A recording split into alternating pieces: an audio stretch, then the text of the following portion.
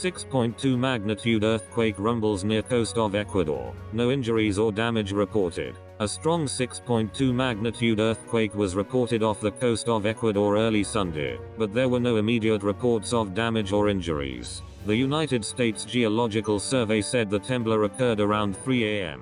ET, about 16 miles north of Santa Elena along the coast. The quake struck at a depth of about 11 miles. According to the agency, the European Mediterranean Seismological Center reported that there were also numerous aftershocks following the initial quake. Ecuador lies along the Pacific so-called Ring of Fire, a 25,000-mile horseshoe-shaped ring, accounting for approximately 90% of the world's earthquakes, according to the USGS. The region also contains 452 volcanoes, more than 75% of the world's active and dormant volcanoes.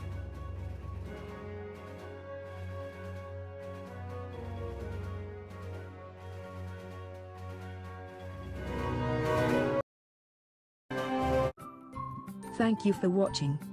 Please subscribe to us on YouTube. If you like, donate to us, visit home on the page PayPal.